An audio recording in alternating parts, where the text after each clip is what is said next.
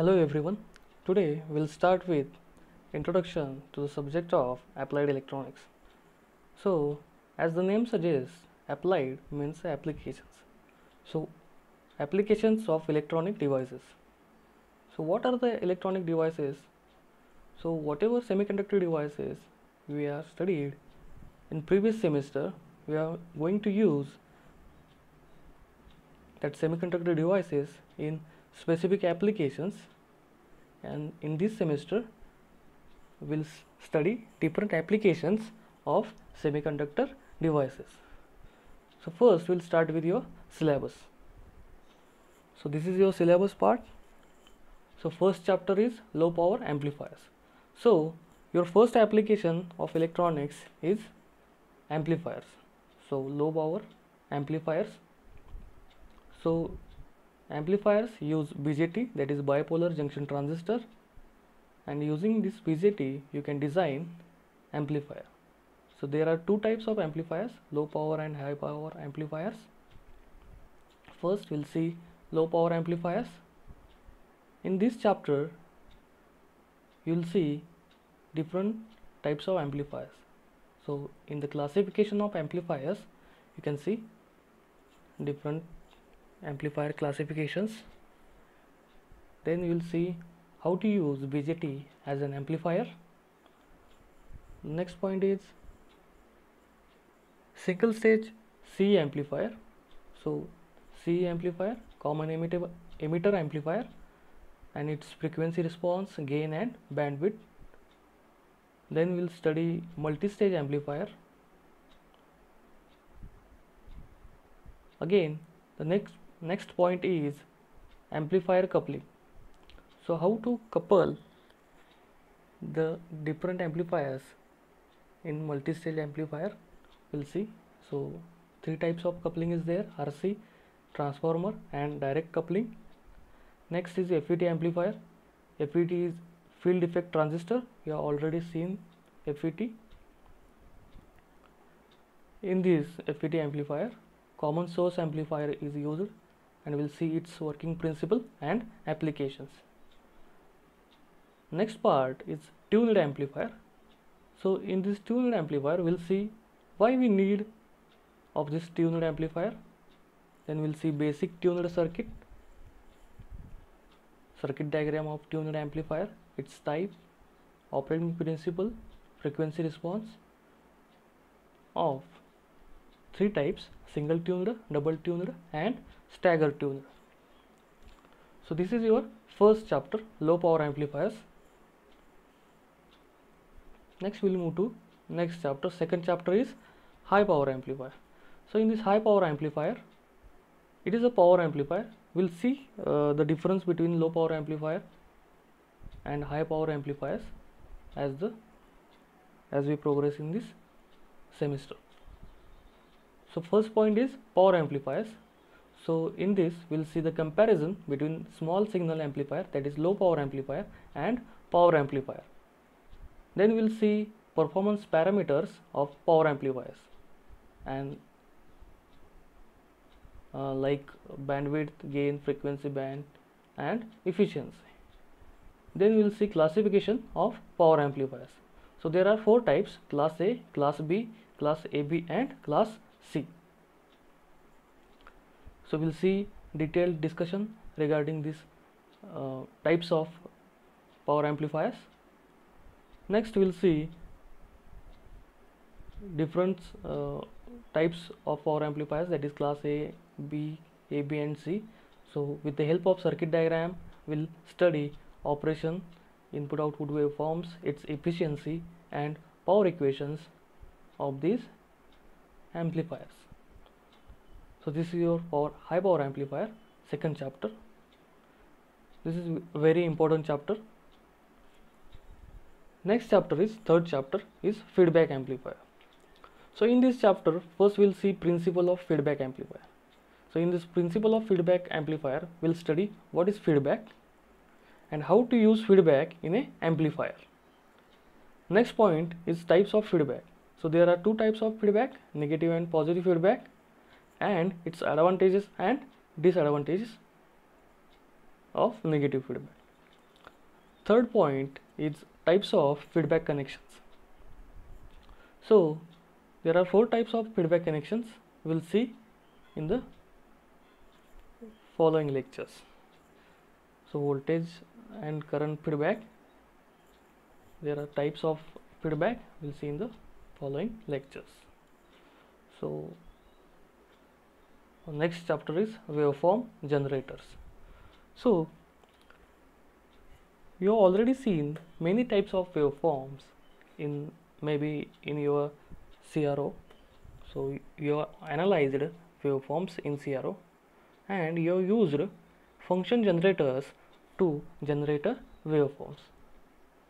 So we'll see how to generate a waveform, different types of waveforms. You know there are few types of waveforms: sine wave, triangular wave, square wave, sawtooth waveform. There are pulses. So we'll study here how to generate waveforms, different types of waveforms using oscillators.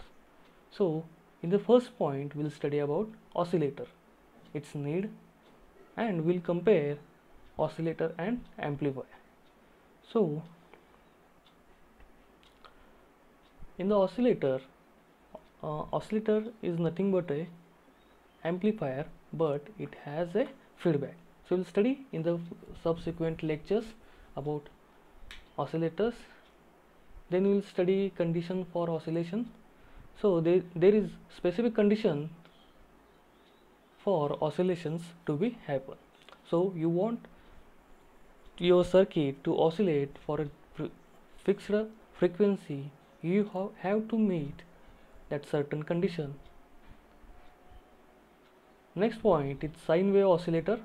So in that there are 2 oscillators, RC phase shift oscillator and crystal oscillator. We will study its concept, working and applications. Then sweep generator. So there are 2 sweep generators, Miller sweep and bootstrap circuit, and again we will see current time based generator. So voltage and current sweeps we can generate, and we will study in detail about this sweep generator in the 4th chapter. So this is your 4th chapter, waveform generators. Next is your 5th chapter is IC voltage regulators and SMPS. So in this chapter we'll study voltage regulator but in IC format. In the previous semester you have studied Zener diode as a voltage regulator, and you have used that Zener diode along with some transistors as a voltage regulator. But in this semester you are going to study IC voltage regulators and SMPS. So there are different types of IC voltage regulators, fixed and variable. So 78 series, 79 series is there. These are fixed voltage regulators, and LM723 and LM317 are the variable regulators. Your next point is SMPS. So SMPS is nothing but switched mode power supply. So in this switched mode power supply we'll see the basic block diagram of SMPS, then we'll see working principle, specifications, special features, advantages, disadvantages and applications of SMPS. Also we'll study few types of SMPS. Next point is use of heat sink for regulated power supply. So for every regulated power supply we'll need a heat sink. So why we need that heat sink we'll study in the subsequent topic. So this is your outline for your syllabus. Total are 5 chapters. We have to complete these 5 chapters for this semester. So now we'll start with your first chapter, that is low power amplifiers.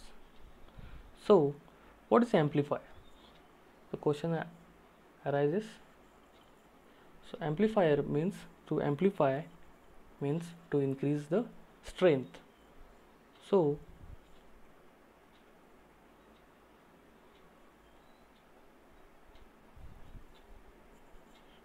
amplifier is, so what is the process of amplification?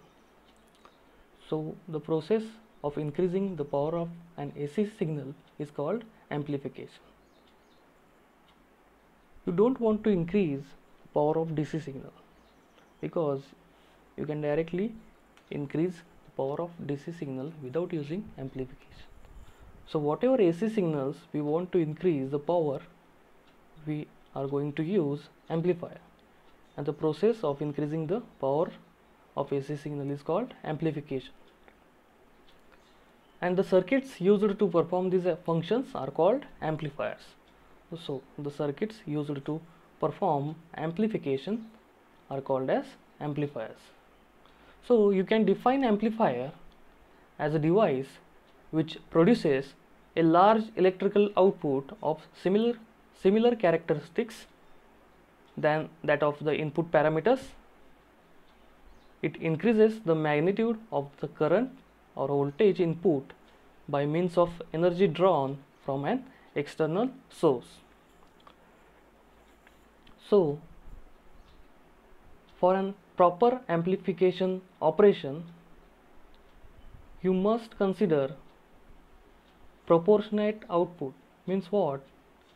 The output must be in proportion to the input parameters. Output parameters must be in proportionate to the input parameters.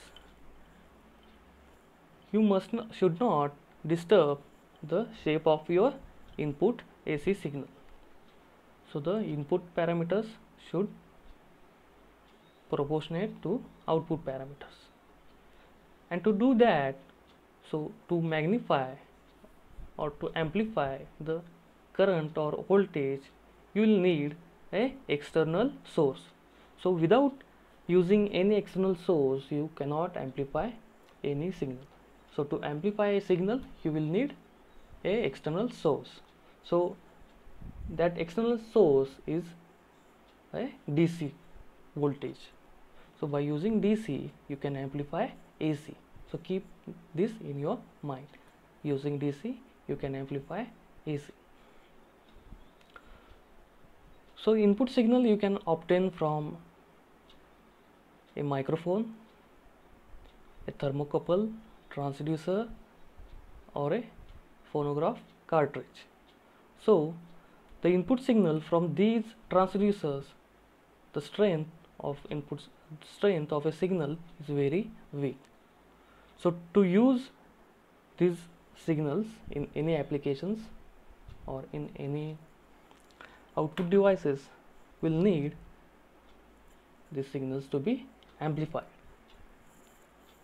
So we'll need an amplifier to improve the strength of this signal, input signal from this transducer, because transducers generate very weak electrical signals. That means the voltage and current levels of signals generated by transducer is very low, or you can say weak signals. So after amplification, you can supply the output signal to a loudspeaker if you are using a audio amplifier. You can supply it to a motor in a servo amplifier, a relay in control applications. There are many more applications of amplifiers. As we discussed earlier, an amplifier needs a source of amplification. So this source of amplification is provided by a DC source. As I have already told, you can amplify AC by using DC. Again, the amplifier contains at least one active device, that is maybe a bipolar transistor or electron tube, or a FET, that is field effect transistor, which can provide a control function. So active devices or active device, at least one active device is used to provide a control function. As you all know, an active device converts the energy from the DC source into energy at the output of the amplifier. So this active device is going to convert the energy from DC source into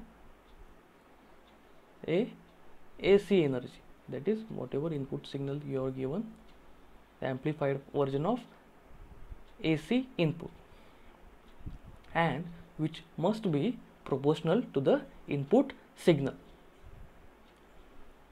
So here you can see the block diagram of a amplifier.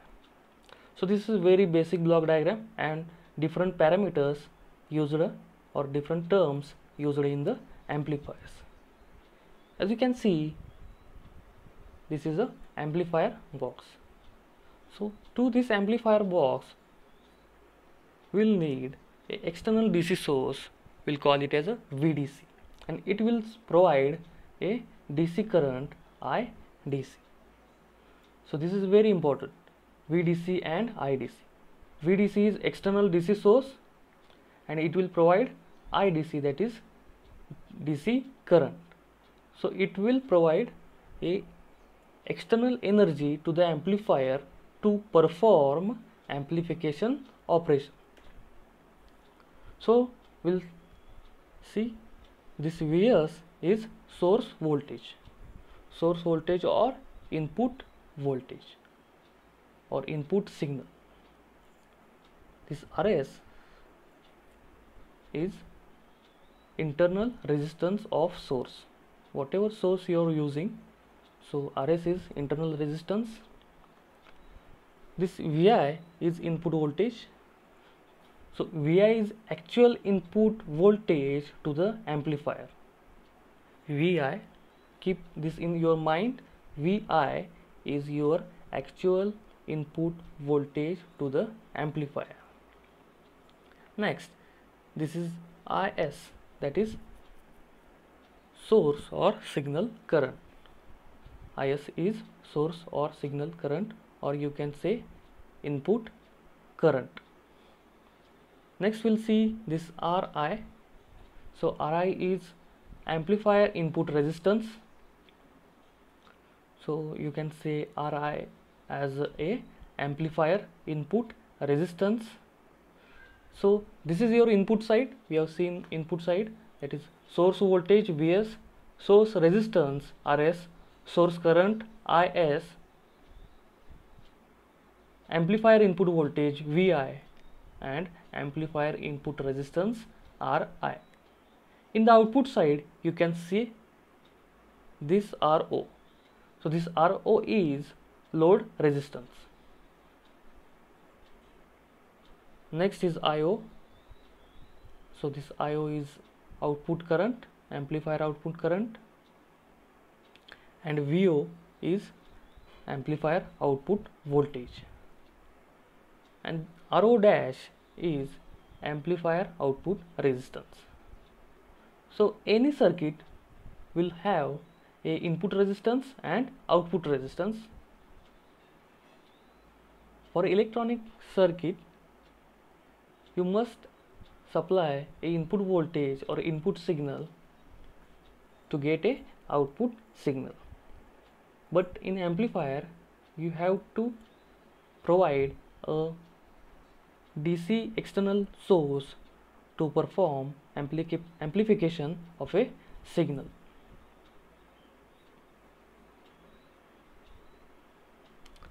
So this is your general block diagram of amplifier. In the next slide, we'll see the classification of amplifiers. So in this classification, the amplifier, will first see what is amplifier. So the amplifier in which the instantaneous output signal is directly proportional. This is very important, directly proportional to the corresponding input signal. You don't want your output signal not proportional to the input signal. So your output signal must be directly proportional to the input signal. So why directly proportional? Because you don't want to disturb your original signal shape. So that is why it is called a linear amplifier. So this is the first type, linear amplifier and non-linear amplifier. So in the linear amplifier, the output is directly proportional to the input signal. In the non-linear amplifier, the output is not directly proportional to the input. So just now we don't want to listen about non-linear amplifiers, we'll only focus on linear amplifiers.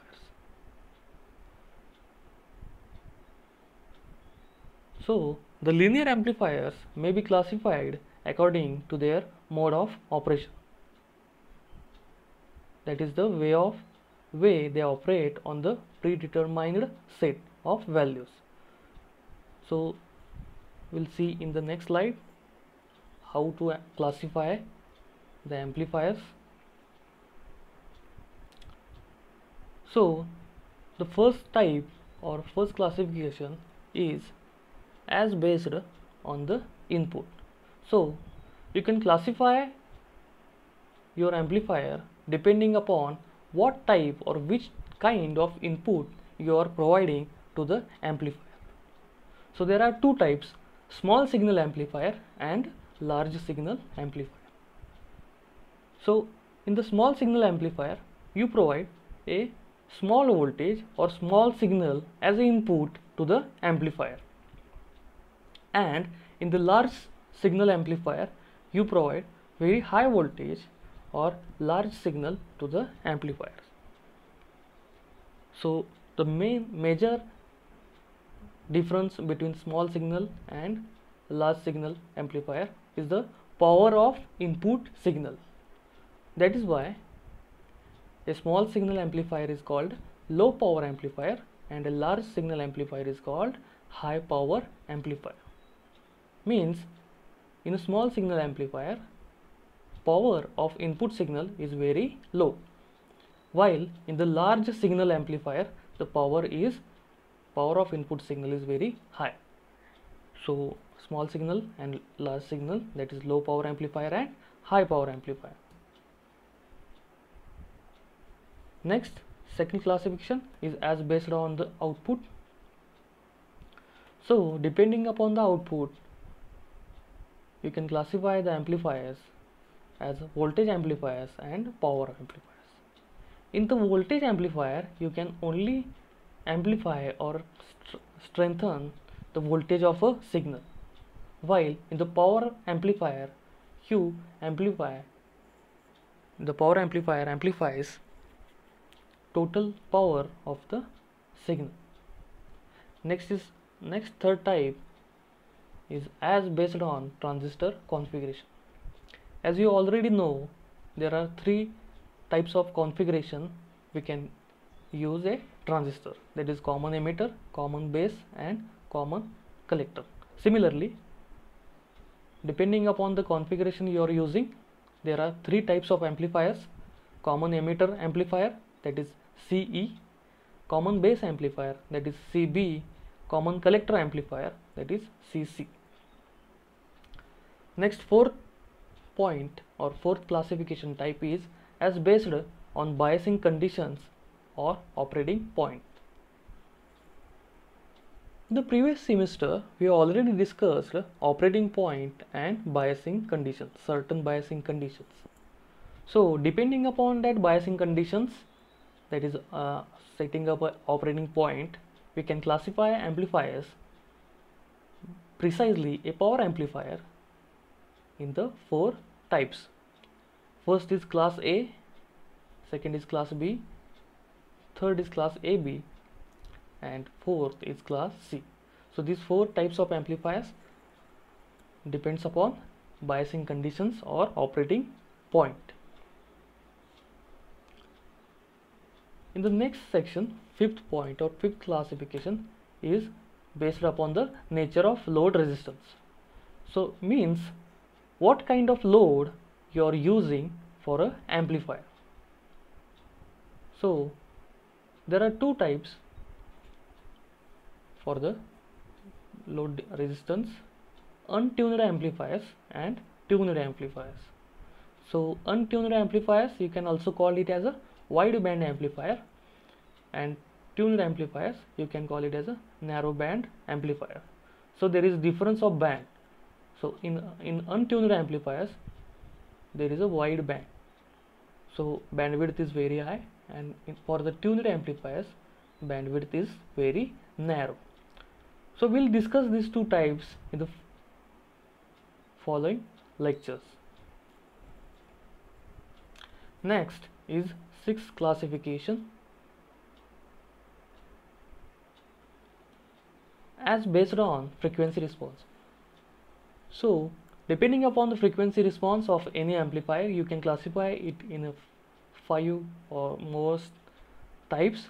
First is microwave frequency amplifier. That means it amplifies frequencies in the microwave range or signals of microwave frequencies. Second is ultra high frequency VHF amplifier, radio frequency RF amplifier, directly coupled amplifier, that is DC amplifier, and audio frequency amplifier, that is AF amplifier. We'll discuss this in the subsequent lectures. Next is as based on number of stages. So first is single stage amplifier and second is multi-stage amplifier. So depending upon the number of stages, we can classify the amplifiers in two types: single stage amplifier and multi-stage amplifier. The next is depending upon the method of coupling used between different stages. So in the multi-stage amplifiers we are using coupling methods, different coupling methods. So depending upon that, we can classify the multi-stage amplifiers in three parts or three types. First is directly coupled or DC amplifier, RC coupled, that is resistor capacitor coupled RC coupled amplifier, and third is transformer coupled amplifier. Third point is transformer coupled amplifier. So this is your classification for an amplifier. So amplifier is classified in this fashion in different subclasses. So all the types of these amplifiers we are going to study in our throughout this semester. So most of the part of your subject applied electronics is most of the part we are going to study amplifiers only. So different types of amplifiers. Only in the last lecture, or sorry, last chapter, we are going to use IC voltage regulators.